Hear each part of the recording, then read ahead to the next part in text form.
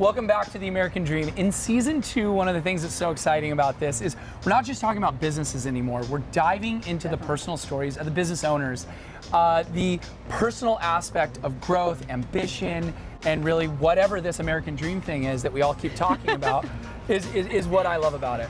And I think that's my favorite part. Being able to help host these segments, you get to find out who people really are. And I think having the shift now, being out here in the real world where it actually happens, you get to dive into people's story just a little bit more, see where their passion comes from, see what they do every single day. It makes sense. Why didn't we do this earlier? It's a good question. We do it in the spirit of going against the grain of the negative media, giving inspiring information, and having people walk away from our show with something of value. You're seeing a disruption in both the real estate and the mortgage space. A lot of people are just not willing to put in the work. What video does is that it demands an emotional response. You know what I love about the show? It's totally unscripted.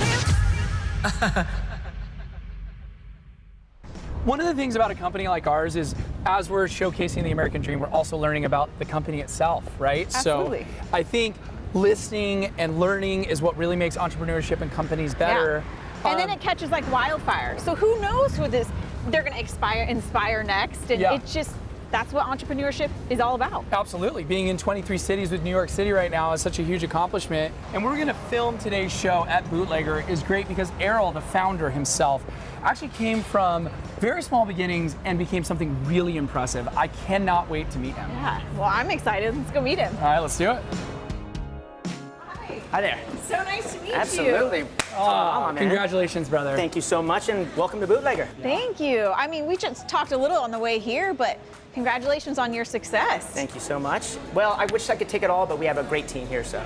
Tell us about this establishment. Like, what was the idea? You call it Bootlegger, you had it on this corner. I mean, what was the concept? Well, the great thing about Bootlegger, it's just a culmination of a lot of things. Yeah. So, I don't know if you knew this, but there was 2 other businesses, bar restaurants that were here prior to us, but we just hit it really well. My partners, all coming from the bar industry, really wanted to do our own thing, and we just happened upon this and really brought something special to this corner of the neighborhood, and we're just been excited to have.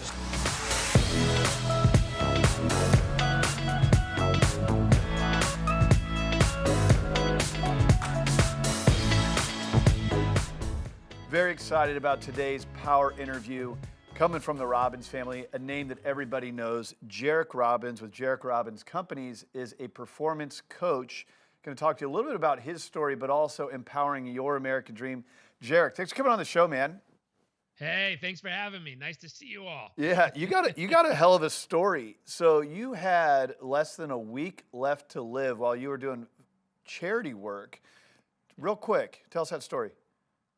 So I was working teaching organic farming in a village over in Uganda, and I got malaria twice. There was no running water, no toilets, no electricity, just rural farming village. And we were teaching them how to retill the land that had been poisoned by some illegal pesticides that were sold to the local farmers there. And so in the work, malaria was rampant. And so I got malaria.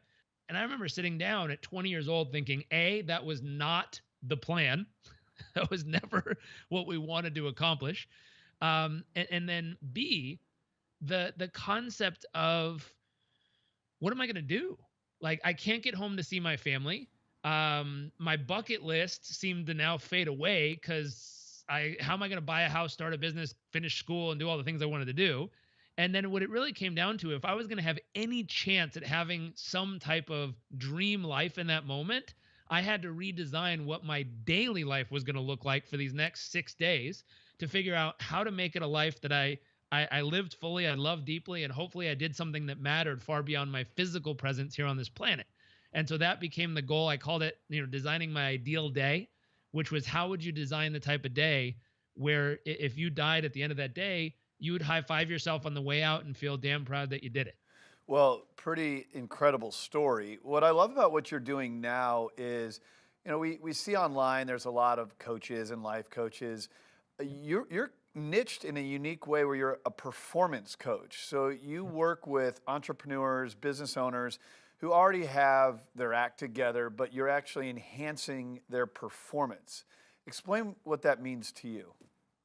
So it's really simple. We look at people who, like you said, they have their act together, they're doing good, but deep down inside, they know they could be doing better.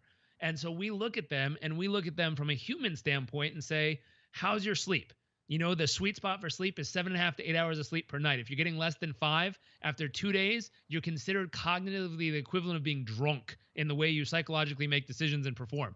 So Wow. 7.5 to 8 hours of sleep. And is it high quality sleep? Are you getting high REM sleep, which allows your glial cells to cleanse your brain and get the neurotoxins out? Are you getting deep sleep, which replenishes your body and makes you stronger and more capable and replenishes you for the next day? So we use a meditation device. It's a medical grade EEG scan of their brain every morning. I have a dashboard that I can see how well they're able to calm and clear their brainwaves every morning. So we know that they're able to stay aware of the chaos, yet totally focused on the task at hand. And if you can't do it for 10 minutes in the morning, I guarantee you can't do it throughout the day. So What's fascinating about this, Jairek, is you're not just speaking on stage and giving rah-rah around, you need to eat right, be healthy. You're actually measuring these things, and like a athlete, you're measuring performance and looking at the analytical things on this. Exactly. We're tracking the data and we're looking at metrics and we're looking for what's real. My thought is I consider every one of our clients or people we work with as a performance athlete, just like an Olympic athlete. If you were to show up at Olympic training camp, the first thing we need to figure out is how fast can you actually run if running is your sport. Sure. So we put you on the track and we measure you. We figure out what your sleep looks like, nutrition, mindfulness. The one I didn't get to, which is interesting, is even your breath pattern all day. There's a little device that goes on your belt, tracks your breathing pattern, and it tells us when you're calm, when you're focused, and when you're tense. Now, people like to take pride. I've had entrepreneurs and investors and hedge fund managers go, oh, I'd probably break the thing. I'm so stressed. But here's what's wild. If you think of the 3 worst business decisions you've ever made and how much money you've lost, I guarantee it was from a place of being stressed and not calm or focused. And if I could prevent you from losing that amount of money just by helping you notice you're stressed and getting you to breathe and get back to focus, boom. It's amazing what it does for people. Jairek, thanks so much for coming on the show. You got an incredible journey. I know the best is still to come with you. Thank you for sharing it on our show here today. We'll have you on again soon. Appreciate it, man. Of course. Thank you. All right. What better illustration of the American dream than Jairek Robbins? What a great story. All right, more of the show coming up next. Wow, they're killing it in the market. Speaking of killing it, how you doing here? Bootlegger's crushing it. All right? Yeah. So I've been staring at this bell all day. What's up with the bell? So funny story is when we first opened, as you can tell, there's a fire truck going here almost every 5 minutes. We wanted to do something with that. And at the same time, this new spirit came on board, called Fireball. I'm sure you've heard of it. I love Fireball. Yeah. So every time the fire truck comes around, we do this. $4 shots of Fireball, and the place goes nuts.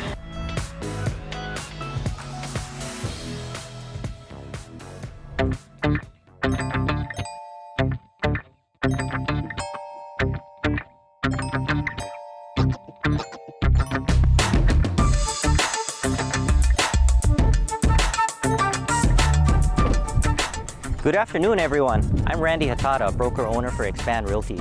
We're here in sunny Las Vegas doing something a little edgy today. We're visiting a good friend of mine, Ranson Shepherd. He is the partner and co-founder for Pegasus Grow House facility. And here in Las Vegas, marijuana is both legal for medical and recreational reasons. Come on in. Ranson, Good to see been a you. while. Good to see you. Come inside. All right, let's spray it on.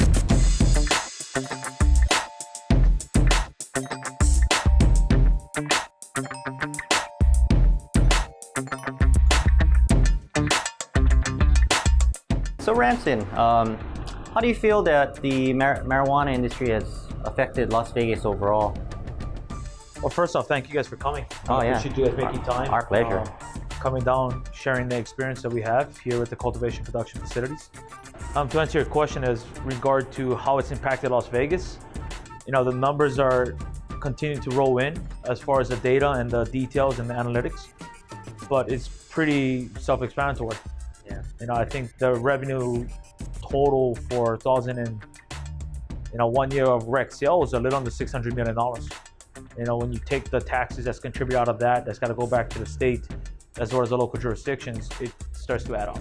So you feel like a lot of the monies and the incomes coming in or revenues coming in will definitely impact our local economy as a whole? It already is. You know, just look at the jobs that it's creating. You know, and if you look at the markets and industries or other markets before us, you know, when you look at medical or rec, just the job impact and ancillary impact of the industry. You're talking about construction, you're talking about real estate, you're talking about, you know, regular workforce, packaging companies, you know, plumbing companies, etc. So there's a massive impact from an ancillary side that a lot of people really don't get a chance to understand.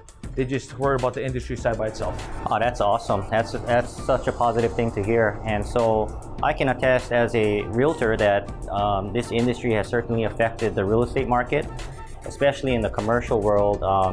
You know, as soon as the licensings were offered, a lot of the warehouse prices went through the roof.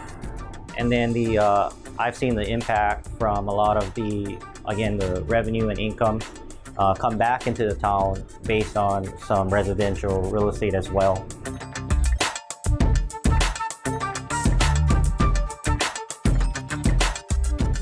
So looking in from the outside, I've seen a lot of new dispensaries starting to open up, and as you said, there's some traction going on right now, and a lot of the other companies starting to catch up. Do you see any other doors opening for opportunities and growth for Las Vegas? For the Las Vegas market, it's a very unique market because the licenses are capped. You know, as of right now, they've sent out some notices that they're not looking to give out any more cultivation production licenses, which would give the market a chance to really put some corrections on the supply chain. But ultimately, the real estate market, that is the play. You know, it's very capital intensive for businesses to be operating within our industry. And a lot of times you got to own the real estate. If you don't own the real estate and you're leasing or you're renting, it becomes burdensome. You know, at that point, it's very tough to really offset certain expenses. Do you feel Las Vegas is a good environment for this industry as a whole? Yes, that's one thing Las Vegas has had a track record of doing. You know, we come from, you know, gaming, casinos, and hotel industries here, but you also come from a highly regulated market in that industry. So when it came down to cannabis, like anything else, had to take baby steps and work the way up to things. And, you know, the market still is evolving in itself. Regulation and enforcement is still evolving in itself. So it's just one of those things where it's going to continue to evolve and get better, but everything's got to start somewhere. Cool. Well, that's really, really exciting to hear. Well, who said money doesn't grow on trees? Take a look.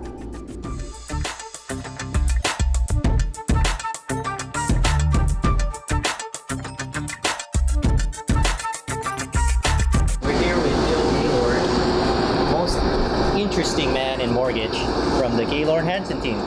Unbelievable, Randy. Look at this. Incredible stuff. I'm going to go get a picture. Well, I'm happy you guys had a good time with that. You know, got a chance to see different things and, you know, learn different things. Oh, it was a pleasure, man. We enjoyed it. All right. Well, appreciate the time again, my man. Anytime, man. Anytime. So a lot of investors use the concept following the money. And correct me if I'm wrong, but a lot of what we see here is money leading straight to Las Vegas. Boom.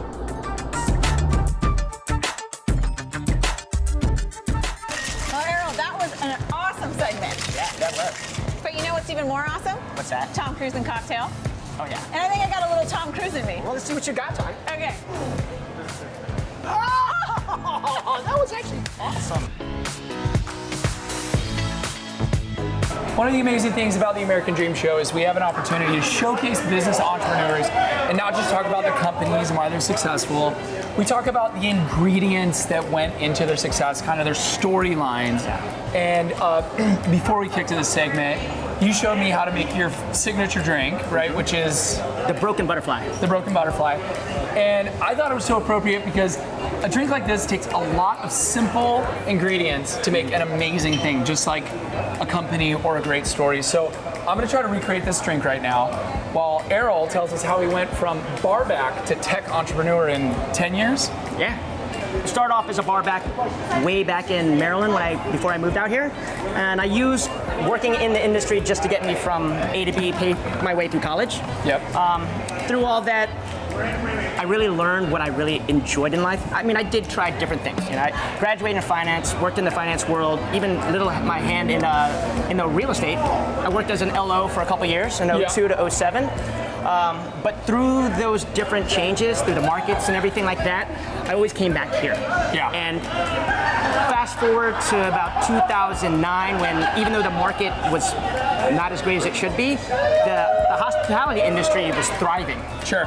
So a lot of downtown venues that you'd see, I actually had my hand in helping open. So my first sidebar was one of the smaller clubs, and then Stingery was the larger one. Yeah. And so that story kind of followed me a long way through it, just all the connections and contacts, and kind of how we started Bootlegger through all my friends that worked in the industry. But through all that, I noticed one thing that was always a consistent problem. I was getting about, at the time, 20 to 30 phone calls, emails, texts a day from friends, even fellow business owners in the industry, to finding a job. I never saw anything for like I'm a going for the booze right now. Go Is ahead. that okay? Yeah, go Keep in right going. there. You're doing great, by the way. Yeah. This is the longest drink ever, but we love it. I'm listening and making. Yeah. Could you imagine if you were a bar patron? Yeah. You would walk right out the door. Well, this is what we do every day. Yes. Yeah. Much faster. Yeah, exactly. So talk me through it. Yeah, so in about 2014, I was opening up a nightclub called 80 Nightclub, which is no longer there, which is the ups and downs of all businesses. Sure, yeah. Failure is important in success, right? Yeah, I learned a lot.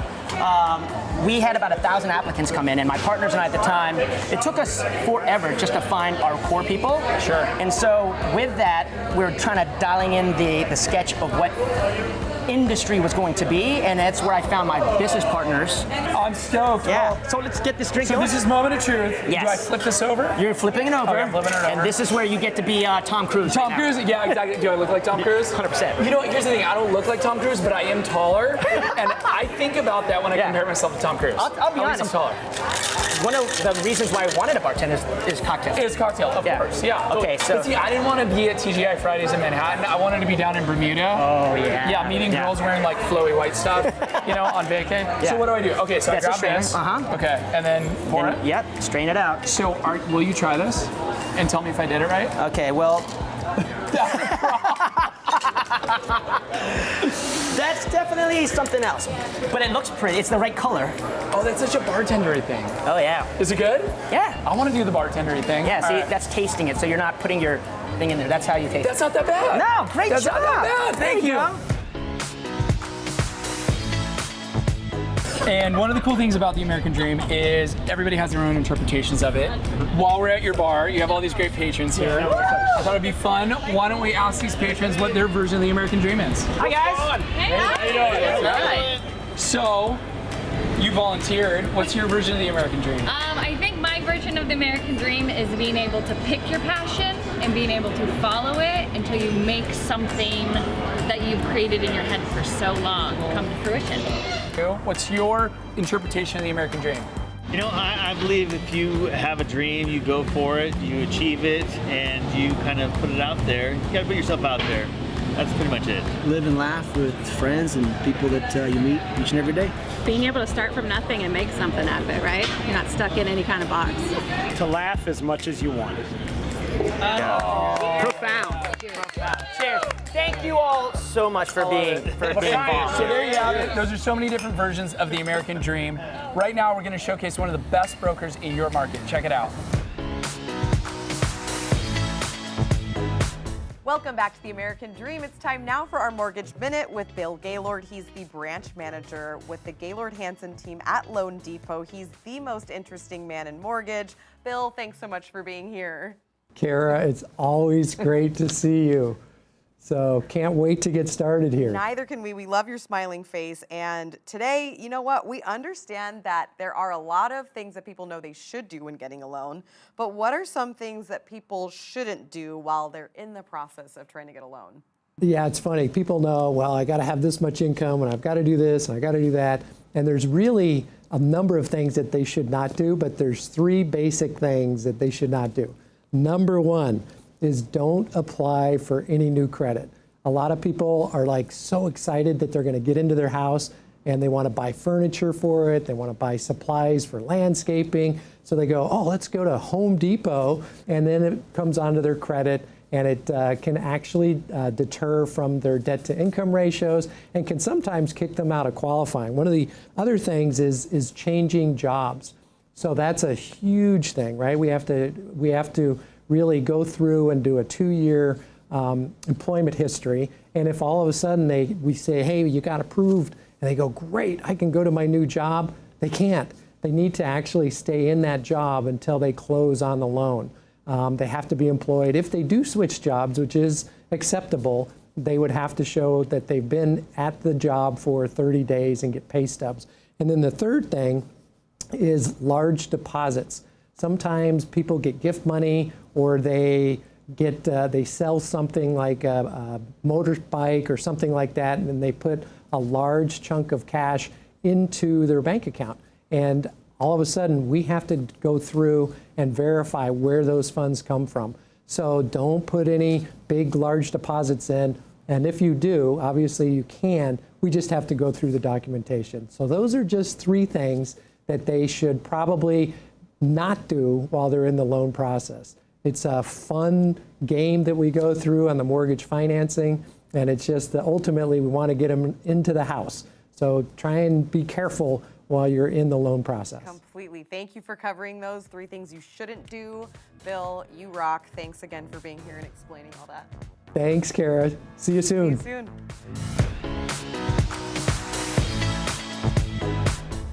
Welcome back to The American Dream. This time we're talking about the luxury market. I've got with me Lianna Alvarez. She is the co-owner of the Lianna Alvarez Group with Top Tier Realty. She's brought with her Bill Gaylord. He's the branch manager of the Gaylord Ranson team at Loan Depot. He's deemed himself the most interesting man in mortgage. Lianna and Bill, thanks so much for being here. Thanks, Kara. Of course. So Lianna, tell me a little bit about the Las Vegas luxury market as a whole right now.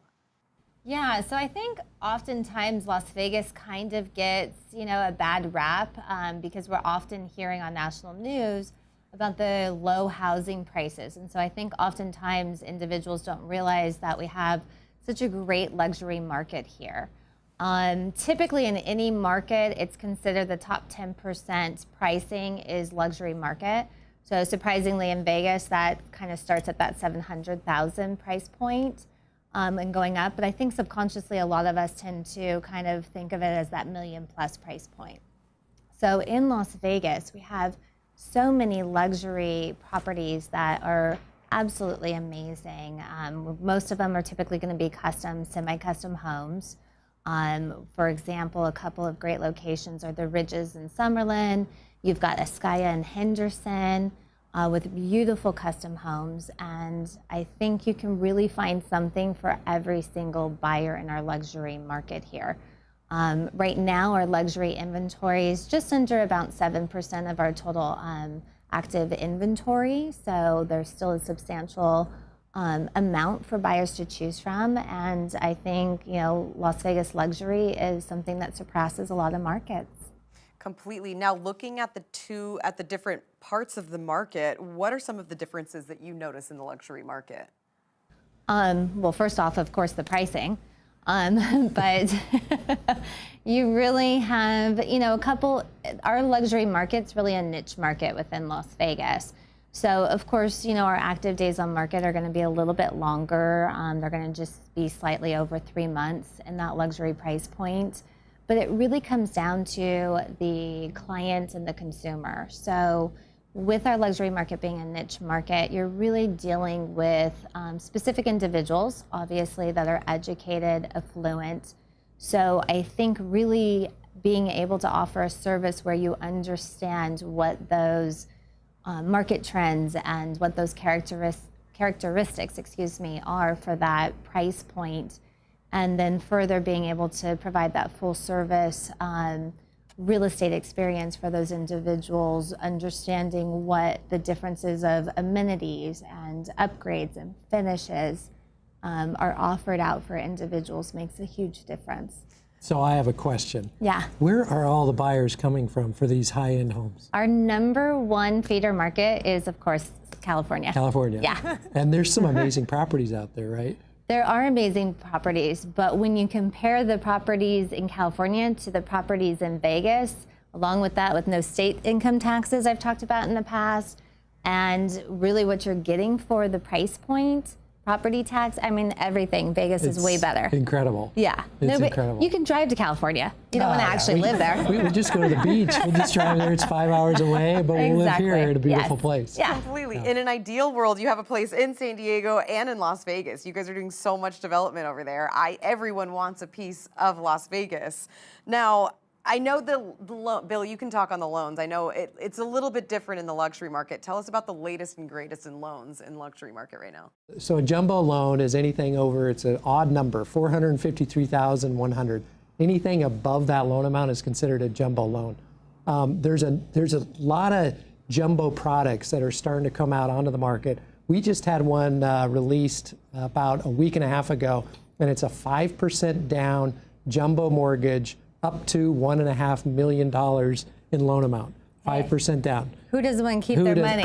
Well, and one of those things, and it's sometimes very hard for people to come up with the cash for a down payment.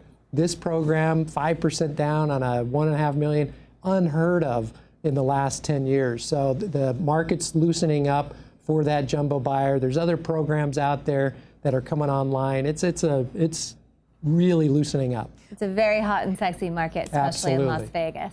Well, Lianna and Bill, it's always so much fun to talk to you two on this show. So thank you so much for sharing your wisdom and knowledge with us. Thanks, Karen. Look forward to seeing you again. Likewise. Thanks so much for watching The American Dream. We'll be right back with more. Well, that was a really inspiring show. I think one of the cool things about this new season is the American Dream is going out in the field, and we're checking out business owners as they're doing some unbelievable things. Bootlegger here in California was a great place to have this show hosted. Tawny, what was your favorite part? My favorite part was honestly meeting Errol. I've been here so many times and just have no idea about the history behind it. It's just been coming and having great drinks and food, but to be able to know where he came from, and he never stopped, and he's still growing. Yeah. And the drink? And the drink and the broken butterfly is amazing. So yeah, I'm excited for it all. Yeah, that's the fun part about this business, right? Is you have alcohol. I don't think you can do that in real estate. Without it, where would you be? A cause of and solution to all problems. Maybe not in business, but thank you everybody for tuning in. Tawny and I had a great time at Bootlegger here in California. Thank you to Errol, and catch you next episode. Yeah.